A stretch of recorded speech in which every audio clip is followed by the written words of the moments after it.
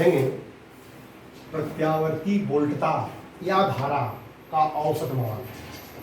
Actually में होता क्या है, इसमें हमारा जो अल्टरनेटिंग करंट है, उसमें प्रत्यावर्ती धारा जो है ये 0 है, ये T है, T/2 है और ये T है। यहाँ पर T/4 होता है और यहाँ 3T/4 होता है। जितना ये पॉजिटिव होता है उतना ही ये निगेटिव होता है। एक पूर्ण चक्र का औसत मान जब निकालते हैं तो जितना प्लस है उतना माइनस है, मिलके क्या हो जाता है 0, मिलके क्या हो जाता है 0। इसलिए हम प्रत्यावर्ती धारा का जो औसत मान निकालते हैं एक प्रथम आधे चक्र का निकालते हैं और यह द्वितीय आधा चक्र कहलाता है। इसको बोलते हैं प्रथम आधा चक्र, ऐसे इसको बोलते हैं द्वितीय आधा चक्र। तो हाफ साइकिल के लिए निकालते हैं। तो कैसे निकालेंगे, इसकी वैल्यू कितनी होती है वो हम आपको बता रहे हैं। प्रत्यावर्ती वोल्टता धारा का औसत मान लिख सकते हैं यहाँ पर, प्रत्यावर्ती वोल्टता आब्लिक धारा का एक पूर्ण चक्कर के लिए औसत मान 0 होता है। एक पूर्ण चक्र के लिए औसत मान 0 होता है। इसलिए प्रत्यावर्ती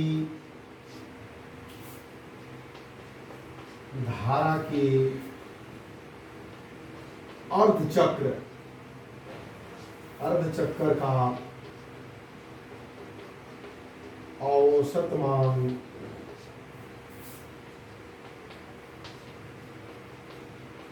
ज्ञात करते हैं। इसलिए प्रत्यावर्ती धारा के अर्धचक्र का औसत मान ज्ञात करते हैं। अब कैसे ज्ञात करते हैं देखिए, लिख रहे हैं यहाँ पर, हेडिंग है प्रत्यावर्ती धारा के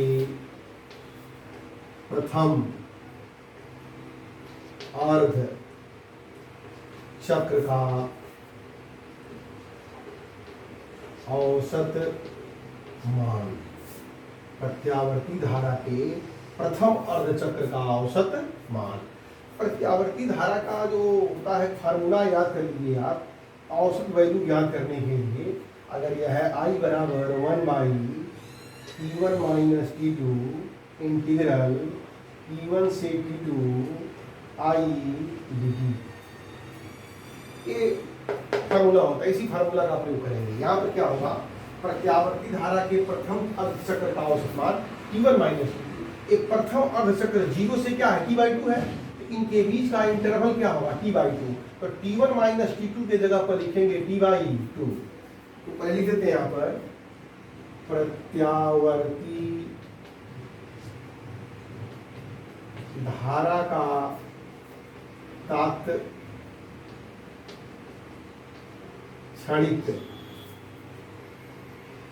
मान कितना होता है, I=I0 sin ओमेगा t। इसको बोलते हैं इंस्टेंटेनियस वैल्यू, तात्क्षणिक मान।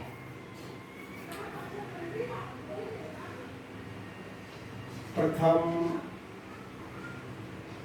अर्ध चक्र का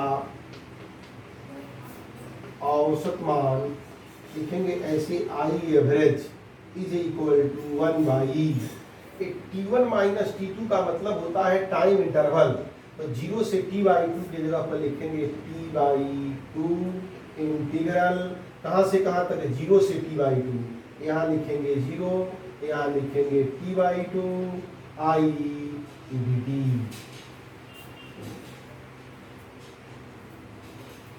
equal to I average equal to, या T/2 जो हो जाएगा और 2/T हो गया, और इंटीग्रल 0 से T/2 I बराबर I0 sine omega t dt।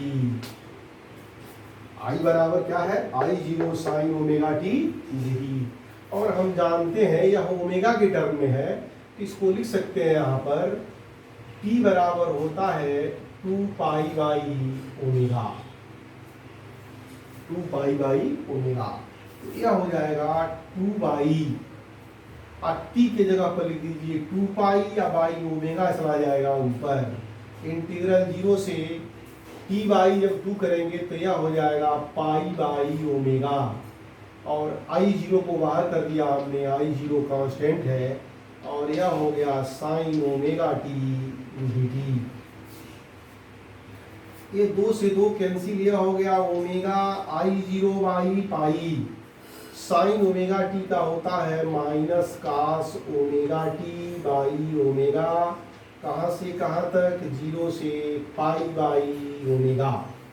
इसको जब सॉल्व करेंगे तो आएगा omega I zero by pi, minus यहाँ लगा दे रहे हैं, और ओमेगा को बाहर कर दिया, यहाँ बचा कास ओमेगा टी, तो कास ओमेगा टी के जगह पर लिखेंगे pi by omega, minus cos omega T के जगह पर 0, ओमेगा से omega cancel, minus I zero.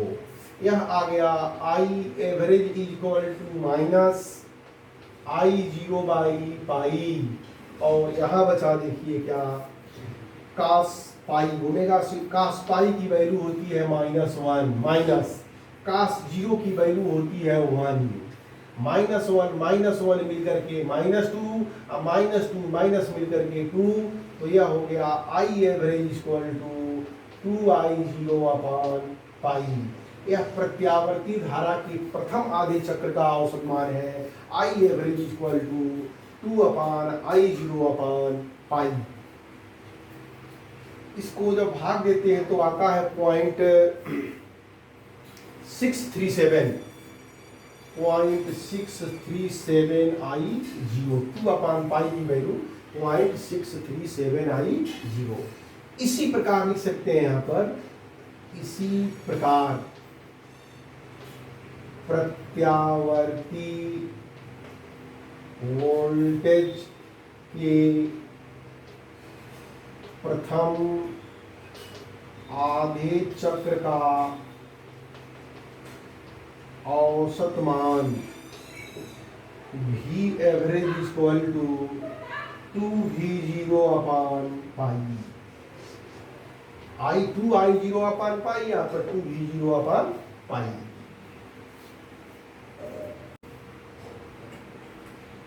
प्रत्यावर्ती धारा के द्वितीय आधे चक्र का औसत मान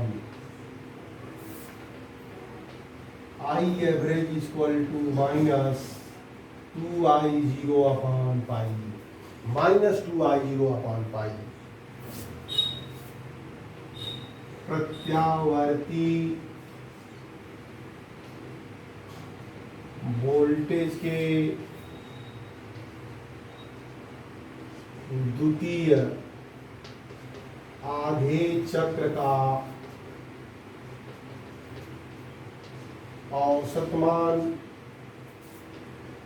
V average equal to -2V0 upon pi. लिख सकते हैं यहाँ पर नोट, या ऐसे फिगर बना दीजिए, और यहाँ पर आप यहाँ बना दीजिए, यह है टाइम t और वोल्टेज V, टाइम t, धारा I, प्रथम आधे चक्र का I एवरेज इक्वल टू लिख सकते हैं 2I0 अपॉन पाई, और यहाँ I average equal to -2I0 upon pi. यहाँ लिख सकते हैं V average equal to 2V0 upon pi, और यहाँ V average equal to -2V0 upon पाई।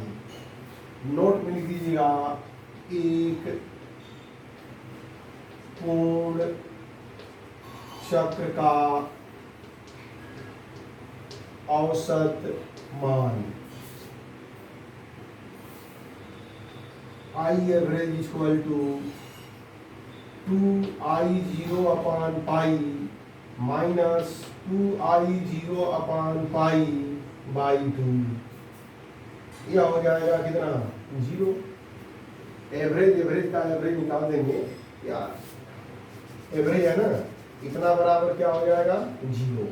या इसी तरह से V average equal to 2V0 upon pi minus 2V0 upon pi equal to 0। या अगर आपको निकालना है एक पूर्ण चक्र के लिए तो लिखेंगे 1/t इंटीग्रल 0 से t I dt। या इसको आप लिख सकते हैं 1/t 0 से t I0 sine omega t dt। या इसको आप लिख सकते हैं I0/t इंटीग्रल 0 से t sine omega t dt। इसको इंटीग्रेट करके वैल्यू पुट करेंगे तो क्या आएगा? 0। एक पूर्ण चक्र के लिए औसत मान क्या होता है? प्रत्यावर्ती। याद रखिएगा, ये प्रत्यावर्ती धारा के एक पूर्ण चक्र का औसत मान 0 होता है। हाफ साइकिल का औसत मान पॉजिटिव में आता है, प्रथम हाफ चक्र का पॉजिटिव में आता है और द्वितीय हाफ चक्र का मान नेगेटिव में आता है। इस तरह से इसको नोट कर लीजिए। प्रत्यावर्ती धारा या वोल्टता का वर्ग माध्य मूल मान, वर्ग माध्य मूल मान root mean square value of alternating current या वोल्टेज। होता क्या है, आपको बताया गया है, जो अल्टरनेटिंग करंट होती है, ऐसे अल्टरनेटिंग करंट एक पूर्ण चक्र का औसत मान 0 होता है, क्योंकि पहले चक्र का मान जो है पॉजिटिव होता है, दूसरे चक्र का मान निगेटिव होता है। तो करते क्या है, इन धाराओं का पहले वर्ग कर देते हैं। अगर वर्ग कर देंगे, स्क्वायर कर देंगे तो निगेटिव भी क्या हो जाएगा? पॉजिटिव हो जाएगा। अब फिर उसका क्या निकालते हैं? औसत। देखिए, रूट मीन स्क्वायर वैल्यू, पहले स्क्वायर करेंगे फिर उसका मीन निकालेंगे। अब मीन निकाल के उसका रूट निकाल देंगे, वर्गमूल निकाल देंगे, तो एक चक्र का क्या निकल जाएगा? रूट मीन स्क्वायर वैल्यू बोलते हैं। इसको लिखते हैं IRMS से व्यक्त करते हैं। प्रत्यावर्ती धारा के एक पूर्ण चक्र के लिए धारा के वर्ग के औसत मान के वर्गमूल को, धारा के वर्ग के औसत मान के वर्गमूल को यानी under root I bar square का मतलब वर्ग करके और औसत निकाला गया है, को प्रत्यावर्ती धारा का वर्ग माध्य मूल मान कहते हैं। इसे IRMS root mean square current IRMS से व्यक्त करते हैं।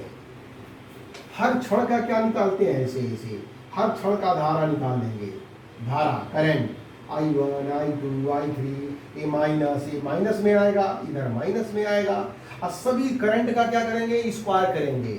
ऐसे I1 square I2 square I3 square और इधर डॉट डॉट, और सबको क्या करेंगे? ऐड करके और क्या करेंगे?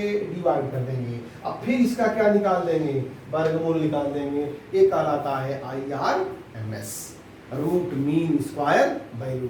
तो कैसे निकालेंगे इसको ध्यान दीजिए। आपको एवरेज वैल्यू निकालने का फार्मूला वही रहेगा, कोई दिक्कत नहीं होगी। यहाँ पर लिखते हैं पहले प्रत्यावर्ती धारा का तात्पर्य क्षणिक मान I = I0 sine omega T, I = I0 sine omega T. एक पूर्ण I² का औसत मान I bar square is equal to 1/t 0 से t I² dt। I bar I² का औसत मान है, औसत मान इक्वल टू 1/t। एक फार्मूला होता है 1/t 1 - t2। एक पूर्ण चक्र के लिए हो रहा है, 0 से लेकर के कहाँ तक? t तक। एक पूर्ण चक्र के लिए 1/t 0 से t I² dt।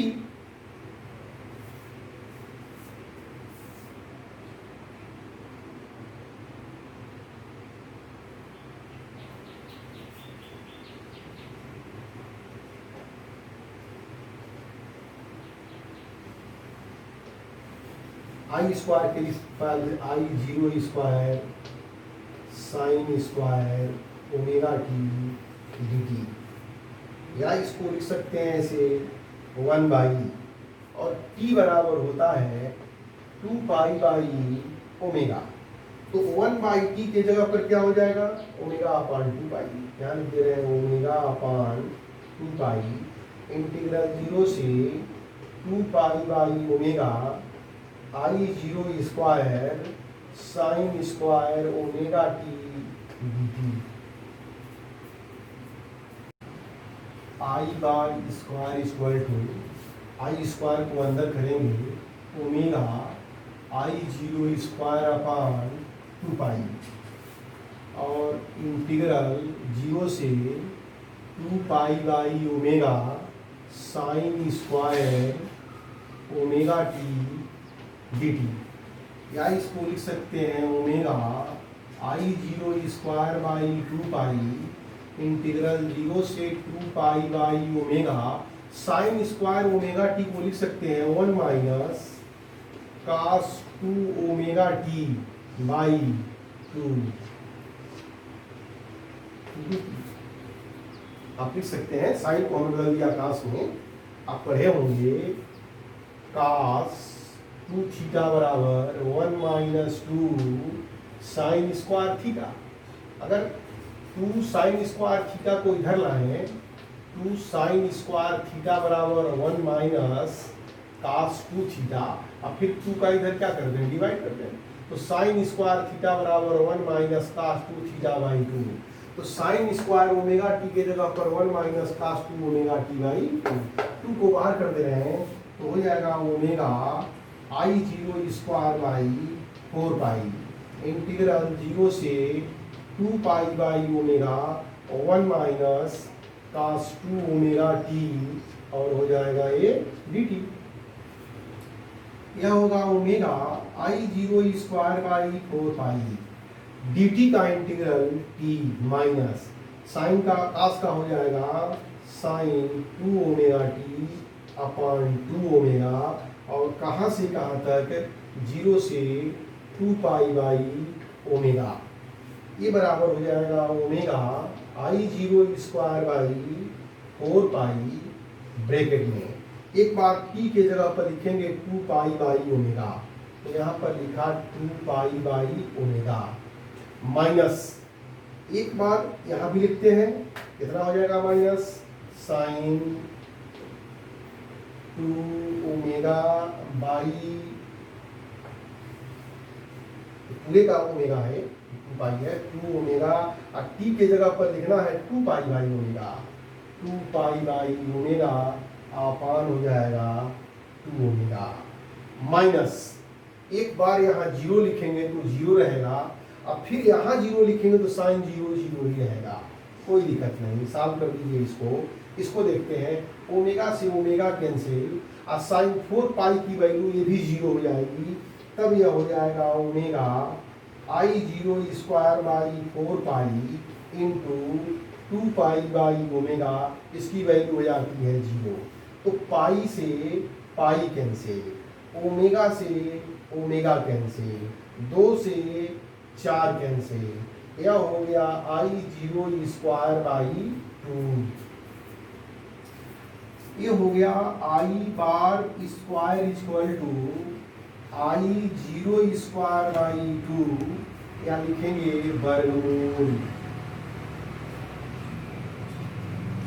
लेने पर, तो यह हो जाएगा I bar is equal to I zero upon under root 2, I bar को लिखते हैं आई आर एम एस बराबर I zero by under root 2, इसे प्रत्यावर्ती धारा का वर्ग माध्य मूल मान कहते हैं, वर्ग माध्य मूल मान आई आर एम एस बराबर I zero upon under root 2, I zero क्या है, पीक वैल्यू है, प्रत्यावर्ती धारा का शिखर मान है, आई आर एम एस प्रत्यावर्ती धारा का वर्ग माध्य मूल मान है। प्रत्यावर्ती धारा का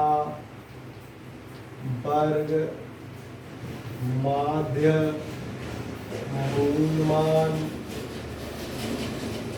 IRMS बराबर I0 अपान √2 I0 शिखर मान है, प्रत्यावर्ती धारा का शिखर मान है। इसी प्रकार प्रत्यावर्ती वोल्टेज का वर्ग माध्य मूलमान VRMS बराबर V0 अपान √2, जहां V0 प्रत्यावर्ती वोल्टेज का शिखर मान है। नाम सुना होगा अमीटर। अमीटर वो नापता है, वह डीसी करंट को नापता है। डीसी यानी डायरेक्ट करंट को नापता है अमीटर। जब हम अल्टरनेटिव करंट देते हैं तो वह बिल्कुल जीरो पे हो जाता है, न इधर हिलता है न इधर हिलता है। तो हम जो अमीटर जो एसी करंट को नापते हैं उसका नाम होता है hot wire ammeter, hot wire ammeter. Hot wire ammeter किसको नापता है? एसी करंट को नापता है। अल्टरनेटिव करंट को नापने वाले यंत्र का नाम है हॉट वायर अमीटर। और केवल जो अमीटर इंस्ट्रूमेंट है जो आपको पढ़ाया गया है, अमीटर वोल्टमीटर, वह जो है डीसी करंट को नापता है। अगर उसमें ऐसा किए हॉट वायर नाप इसलिए दिए हैं, उसमें हीटिंग इफेक्ट होता है। हमारा शुरू से इंटरेस्ट करंट में नहीं होता है, हमारा इफेक्ट, हमारा जो इंटरेस्ट होता है वो इफेक्ट में होता है। जैसे मैग्नेटिक इफेक्ट में है, हीटिंग इफेक्ट में है। तो हॉट वायर अमीटर अब कैसे बनता है आपकी इंफॉर्मेशन के लिए केवल जानिए। जो एसी करंट नापता है उसको बोलते हैं हॉट वायर अमीटर, वो हीटिंग इफेक्ट पर आधारित होता है। और इससे जो नापते हैं हॉट वायर अमीटर से, यानी अमीटर से जो वैल्यू नापेंगे वो RMS वैल्यू होगी, RMS root mean square value होगी। अगर आ जाए एक अमीटर से 2 एम्पियर की धारा नापी गई तो IRMS वैल्यू है। यानी हॉट वायर अमीटर नहीं लिखता है, जनरली अमीटर ही लिखेगा, कहेगा कि एक अमीटर से इतना एम्पियर की करंट नापी गई। तो अमीटर से जब नापी जाएगी करंट, तो वो करंट जो नापी जाती है वो यही वैल्यू होती है, IRMS वैल्यू होती है। पीक वैल्यू नहीं नापते हैं हम, IRMS वैल्यू नापते हैं। तो हॉट वायर से नापने वाला जो होता है वो कौन सा करंट होता है? IRMS नापते हैं या VRMS नापते हैं, यानी हॉट वायर वोल्ट मीटर।